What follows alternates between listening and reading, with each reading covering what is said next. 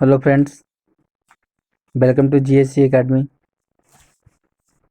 आज पॉलिटी का लेक्चर आगे बढ़ाते हुए हम लोग स्टार्ट करते हैं प्रस्तावना। कल हम लोग पढ़े थे भारतीय संविधान के प्रमुख स्रोत के बारे में, हम लोग कल पढ़े थे। आज हम लोग प्रस्तावना एवं उद्देशिका, उसी को आगे हम लोग पढ़ा प्रस्तावना एवं उद्देशिका के बारे में हम लोग आज जानेंगे।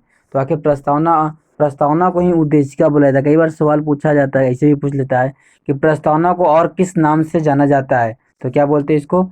उद्देशिका भी बोलते हैं। क्या बोलते हैं? उद्देशिका भी बोला जाता है। तो चलिए इसी को हम लोग आज बढ़ाते हुए लेक्चर को आगे पूरा करते हैं हम लोग रिदम से एक। और आप लोग इस वीडियो को प्लीज़ जब देखते हैं तो प्लीज़ लाइक और शेयर जरूर करें, लाइक और शेयर जरूर करें, और वीडियो को सब्सक्राइब, अगर आप इस चैनल पर नए हैं तो सब्सक्राइब करना नहीं भूलें। तो चलिए हम लोग आगे चलते हैं, आज इसको पूरा रिदम से पूरा करते हैं। तो चलिए सबसे पहले प्रस्तावना को इंग्लिश में क्या बोलते हैं? तो प्रेम्बल्स बोलते हैं इंग्लिश में इसको। तो चलिए स्टार्ट करते हैं। किसी भी देश के संविधान की प्रस्तावना था। उद्देशिका व सारांश या संक्षिप्त विवरण होता है, जिसमें संपूर्ण संविधान के महत्वपूर्ण प्रावधानों का संक्षिप्त विवरण होता है। मतलब जैसे कि बच्चों, एक आप बुक पढ़ते हैं तो उस बुक में क्या होता है, उस बुक का पूरा क्या होता है, उस बुक का आप देखते हैं कि पूरा सारांश जो होता है, जो शुरू में लिख दिया हुआ होता है कि इस बुक में क्या क्या टॉपिक बाई टॉपिक पढ़ना है, कि टॉपिक 1 में क्या है, टॉपिक 2 में क्या है। उसी तरह हमारे के यहाँ जो है प्रस्तावना जो है, हमारा प्रस्तावना जो है इसी तरह जस्ट है कि प्रस्तावना पूरे संविधान का निचोड़ है, पूरे संविधान का निचोड़, जिसको आत्मा भी हम लोग कह सकते हैं, चाहे संविधान का कुंजी भी बोल सकते हैं। संविधान का कुंजी में मतलब की भी बोल सकते हैं इसको आप लोग, प्रस्तावना को। तो ही यहाँ पास कहा जा रहा है कि किसी भी देश के संविधान की प्रस्तावना या उद्देशिका वह सारांश या संक्षिप्त विवरण होता है, जिसमें संपूर्ण संविधान के महत्वपूर्ण प्रावधानों को संक्षिप्त में विवरण होता है। भारतीय संविधान की प्रस्तावना को पंडित जवाहरलाल नेहरू, नाम याद रखिएगा, नाम इंपॉर्टेंट है।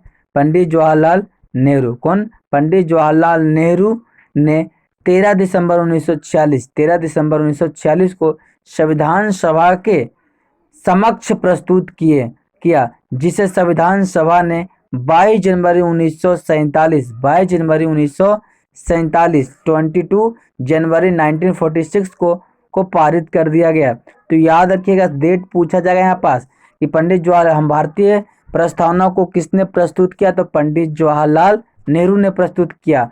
ठीक है, ये कब किए थे? ये 13 दिसंबर 1946 को किए थे, और इसको अपनाया गया कब? 22 जनवरी 1947 को इसको अपना लिया गया। आगे चलते हैं।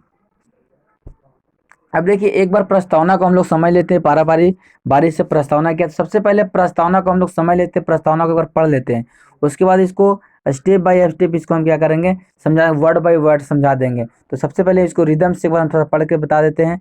देखिए, हम भारत के लोग, हम भारत का लोग के मतलब भी अर्थ होता है। हम भारत के मतलब में क्या होता है, इसका भी अर्थ होता है। हम भारत के लोग मतलब नहीं कि हम और तुम, मतलब मियाँ और बीबी नहीं। हम भारत के लोग के मतलब कि समस्त भारतवासियों, क्या? हम समस्त भारतवासियों का चर्चा किया जा रहा है यहाँ, हम भारत के लोग में। तो हम भारत के लोग भारत के एक संपूर्ण प्रभुत्व संपन्न समाजवादी पंथ निरपेक्ष लोकतंत्रात्मक गणराज्य के लिए तथा उसके समस्त नागरिकों को सामाजिक, आर्थिक और राजनैतिक न्याय। तो यहाँ पर समझिएगा थोड़ा सा। तो यहाँ से कई बार पूछता है, हमारे पास यहाँ सवाल पूछ सकता है कि भारतीय संविधान में कितने प्रकार के न्याय का वर्णन है? तो देखिए, सामाजिक, ठीक है, आर्थिक और राजनैतिक, सोशल, इकोनॉमिक्स और पॉलिटिकल, ये 3 तरह के हम लोगों का न्याय दिया गया। सवाल पूछता है कि भारतीय संविधान के प्रस्तावना में कितने प्रकार का न्याय है? तो 3 प्रकार का न्याय है। कितने प्रकार का न्याय है बच्चा?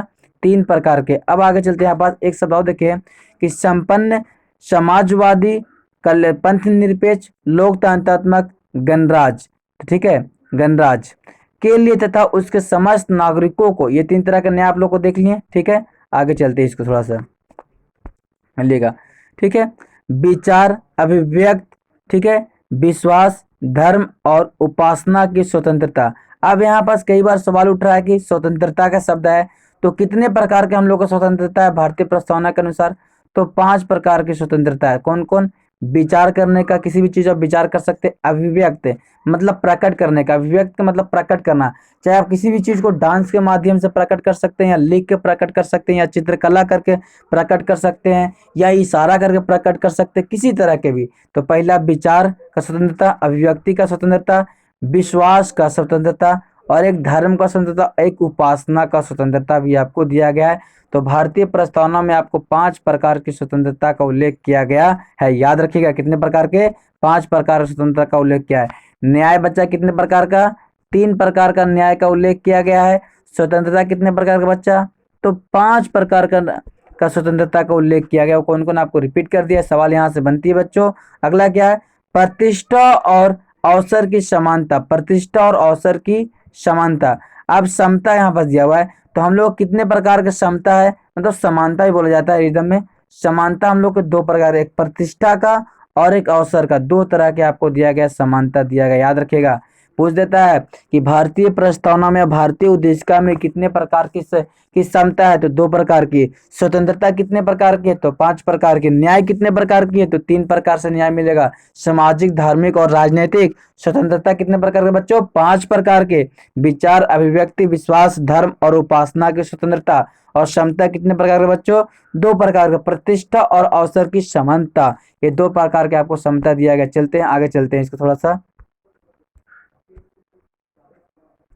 चलिए, प्राप्त करने के लिए तथा तथा सब में व्यक्ति की गरिमा, क्या चीज? व्यक्ति की गरिमा और राष्ट्र की एकता, राष्ट्र की एकता और अखंडता। यहाँ पर देखिए बच्चे, यहाँ छूट गया, यहाँ पास बीच में यहाँ लिख दिया गया अखंडता। यहाँ पर देखिए, एकता और अखंडता सुनिश्चित सुनिश्चित करने वाली बंधुता बढ़ाने के लिए दृढ़ संकल्प होकर के अपनी इस संविधान सभा में आज तारीख 26/9/1949 को, ठीक है, सम्मत 2006 विक्रम के द्वारा संविधान को, ठीक है, चलते हैं आगे, संविधान को अंगीकृत अधिनियम और आत्मकृत करते हैं। तो ये प्रस्तावना आपको यहाँ तक हुआ, प्रस्तावना हुआ। अब यहाँ प्रस्तावना में कई सारे वर्ड आते हैं। प्रस्तावना में कई सारे आपको वर्ड यहाँ पास दिख रहा होगा बच्चों कि इस वर्ड का अर्थ क्या होता है। जैसे पहला क्या? हम भारत के लोग, इसका अर्थ क्या हुआ?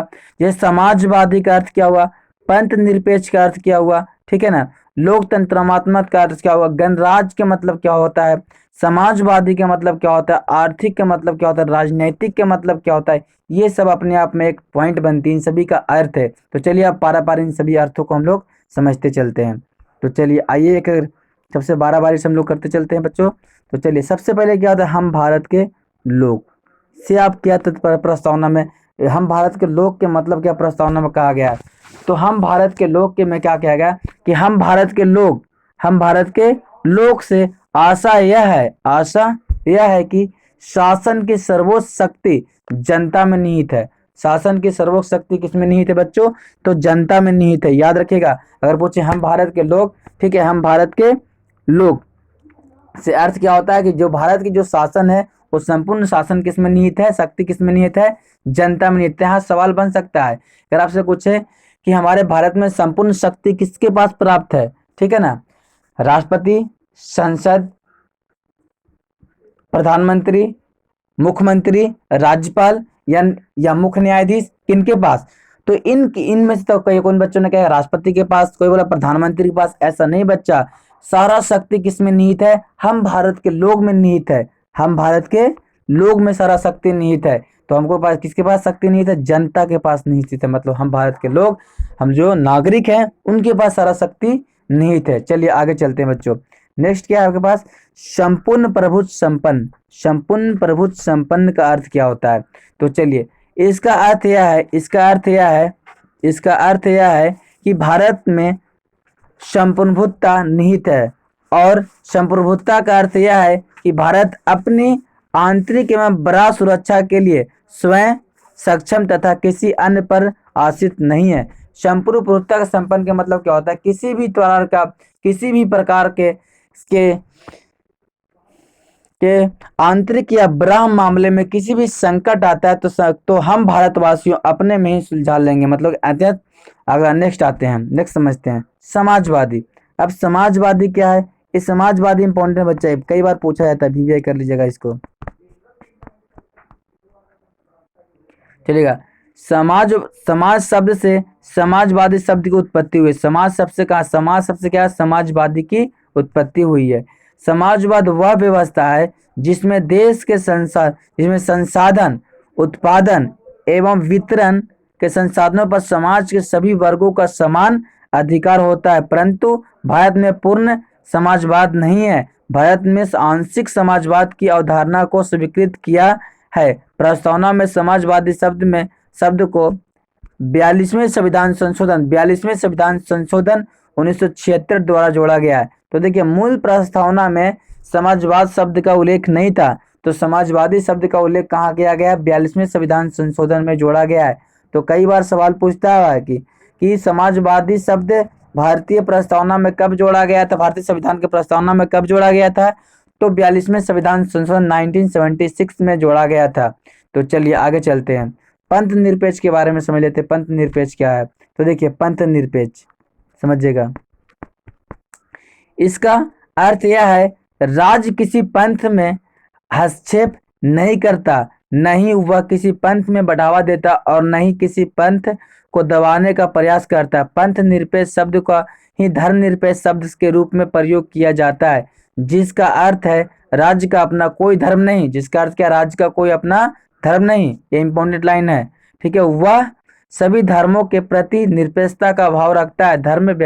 धर्म व्यक्ति का निजी, देखिएगा आगे समझिएगा तब आगे चलते हैं।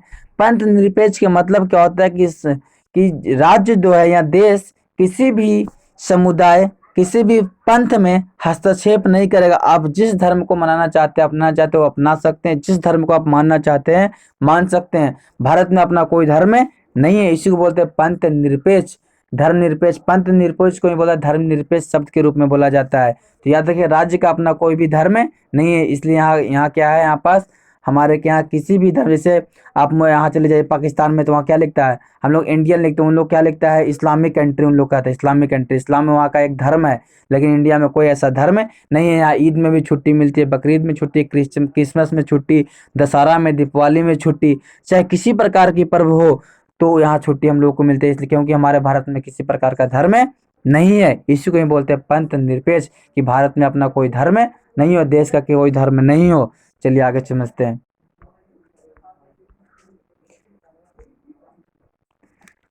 प्लीज दोस्तों, अगर समझ में आ रहा है तो लाइक करते चले और शेयर भी कीजिएगा इस वीडियो को। चलिए आगे चलते हैं, ठीक है। मामला है पंथ निरपेक्ष शब्द में 42वें संविधान संशोधन 1976 में जोड़ा गया। ये भी क्या हुआ, 3 शब्द को जोड़ा गया था 42वें संविधान संशोधन में, याद रखिएगा। 2 शब्द तो बता दिए, तो 42वें संविधान संशोधन, पंथ निरपेक्ष भी 42वें संविधान संशोधन 1976 में जोड़ा गया था। आगे चलते हैं। अब अगला क्या है, अगला है बच्चा के पास लोकतंत्रात्मक, ठीक है, लोकतंत्रात्मक या गणराज्य। इसका अर्थ यह है कि भारत में प्रतिनिधित्व मूल्य लोकतांत्रिक शासन व्यवस्था है, जहां राष्ट्रपति का चुनाव होता है, ठीक है, जहां राष्ट्रपति का चुनाव होता है। चलिए अब आगे चलते हैं, न्याय क्या है, ठीक है। अगला क्या है, न्याय। तो प्रस्तावना में प्रत्येक व्यक्ति को सामाजिक, आर्थिक एवं राजनीतिक न्याय को उपलब्ध कराने का संकल्प व्यक्त किया गया है। मतलब हम पहले बता चुके हैं यहाँ कितने प्रकार का न्याय है, 3 प्रकार का हमारे क्या न्याय है। कैसा, सामाजिक, आर्थिक और राजनीतिक, ये 3 तरह से हमारे क्या न्याय की जाती है। नेक्स्ट है स्वतंत्रता।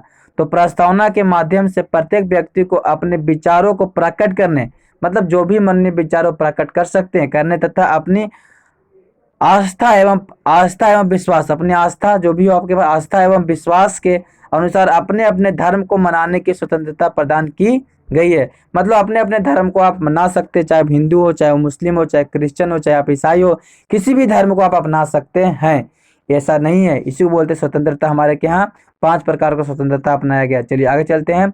समता क्या है, तो हमारे क्या 2 तरह के समता, याद रखिए कितने तरह के, 2 तरह के समता है। प्रस्तावना के माध्यम से प्रत्येक व्यक्ति को समान प्रतिष्ठा प्रदान करने तथा विकास के लिए समान अवसर प्रदान करने का प्रावधान किया गया है, जिसे सरकारी सेवाओं में समान अवसर का प्रावधान किया गया है। मतलब समता सभी से सरकारी सेवाओं में समान अवसर सभी को दिया जाएगा। अगला है क्या है, व्यक्ति की गरिमा। तो देखिएगा, व्यक्ति की गरिमा, इसका अर्थ यह है कि प्रस्तावना के माध्यम से प्रत्येक व्यक्ति को स्वाभिमान की रक्षा का संकल्प व्यक्तिगत किया गया है। उसके स्वाभिमान की रक्षा करेगा कौन? संविधान। आगे चलते, एकता एवं अखंडता। एकता एवं अखंडता, प्रस्तावना के माध्यम से देश की एकता और अखंडता को मजबूत करने का संकल्प व्यक्त किया गया है। इसमें अखंडता शब्द को 42वें संविधान संशोधन में जोड़ा गया है। ये भी 42वें संविधान, दो उधर हो गया, 3 गो। तो कई बार पूछता है कितने शब्द को 42वें संविधान संशोधन में जोड़ा गया था, तो 3 शब्द को जोड़ा गया। कितने शब्द को? 3 शब्द को जोड़ा गया। कौन कौन? समाजवादी, पंथ निरपेक्ष और एक अखंडता को जोड़ा गया। 3 शब्द को याद रखिएगा, समाजवादी, पंथ निरपेक्ष और अखंडता। इन 3 शब्दों को जोड़ा गया था 42वें संविधान संशोधन 1976 में। हमारे भारतीय प्रस्तावना मतलब उद्देशिका में जो संविधान में जोड़ा गया, उद्देशिका में जोड़ा गया था। अब आगे चलते, तो यहाँ पर समझ में आ गया एकता का मतलब क्या, कि हम अपने भारत को एकता करके रखें, फूट नहीं करें, अखंडता नहीं होने, टूटने नहीं देंगे। किसी भी परिस्थिति में हम लोग एकजुट करके भारत में काम करेंगे। चलिए आगे चलते हैं। अगला क्या है? बंधुता। इसका अर्थ यह है कि प्रस्तावना के माध्यम से आपसी भाईचारा की भावना को मजबूत करने का संकल्प व्यक्तिगत किया। मतलब कि आपसी भाईचारा, चाहे हिंदू हो, चाहे मुस्लिम हो, चाहे सिख हो, चाहे ईसाई हो, कोई भी अपने देश में हो, उसकी आपसी भाईचारा हम लोग बनाए हुए रखेंगे, उसको अखंडता नहीं करेंगे। ये बंधुता का मतलब भाईचारा बना करके रखेंगे। तो चलिए अब कुछ और फैक्ट रह गया कि प्रस्तावना पर सर्वोच्च न्यायालय का निर्णय क्या रहा। प्रस्तावना पर सर्वोच्च न्यायालय का निर्णय क्या रहा? क्या प्रस्तावना में संशोधन हो सकता है या नहीं हो सकता है, इसमें बदलाव होगा या नहीं होगा? तो चलिए, सर्वोच्च न्यायालय ने केशवानंद भारतीय बनाम केरल राज्य बाद 1900 केस, बाद के मतलब होता है केस, 1973 में निर्णय दिया कि प्रस्तावना संविधान का महत्वपूर्ण अंग या भाग है और इसमें संशोधन भी किया जा सकता है। इसी निर्णय के बाद 42वें संविधान संशोधन 1976 के द्वारा प्रस्तावना में 3 महत्वपूर्ण शब्दों जोड़ा गया। ये शब्द है समाजवादी, पंथ निरपेक्ष तथा अखंडता। अब तक प्रस्तावना में सिर्फ एक बार ही संशोधन हुआ है। तो याद रखिएगा, सवाल कई बार पूछता है प्रस्तावना में कितने बार संशोधन हुआ है, तो मात्र कितने बार बच्चा? एक बार संशोधन हुआ प्रस्तावना में। वो भी कब हुआ है? तो 42वां संविधान संशोधन कब हुआ? 1976 में हुआ था, याद रखिएगा।